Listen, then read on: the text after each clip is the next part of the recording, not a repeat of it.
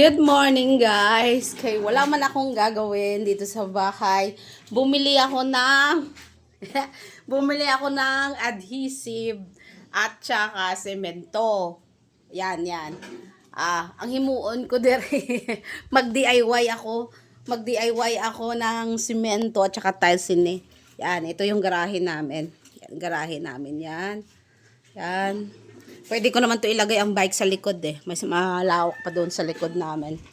Yan. I-DIY ko yan. Yan, i-finishing ko yan para maganda tingnan. Tsaka ita-tiles. Walang magawa. Bumili ng adhesive tsaka adhesive. Advance Portland. Para daw ito sa tiles eh. Tsaka pag-ani.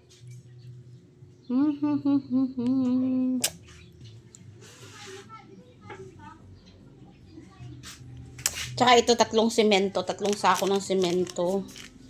Baka titigas naman eh. Kasya kaya dyan. Tsaka may buhangin ako dito. Pag kulang pa yung buhangin, bibili na lang ako. Ang kailangan ko ngayon guys, maghahanap ako ng net na pang sala dun sa bistay. Ano yung pang sa buhangin para maging bistay. Mapino, di ba? Yan.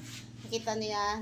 Kasi yung garahe namin, dito kami yan kumakain ng family, nagbabanding sa garahe. Yan. Kasi hindi pa talaga fully gawa yung bahay namin.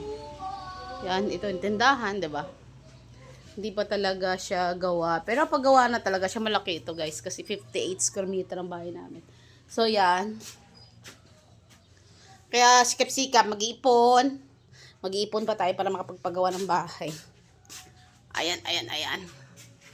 Gulo ba? Ang gulo? Ang gulo ba ng camera? Yan. Malawak-lawak din siya. Hindi ko alam kung ilang tiles na mabibili ko dito. Hindi ko ma-estimate kung ilang tiles ang makakain. Parang marami-rami din. Diyos ko, magkano kaya abutin mo dito?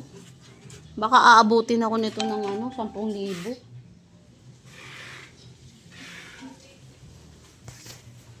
Yan guys. Abangan nyo guys yung pag DIY nito, pag semento. Ipopost po natin.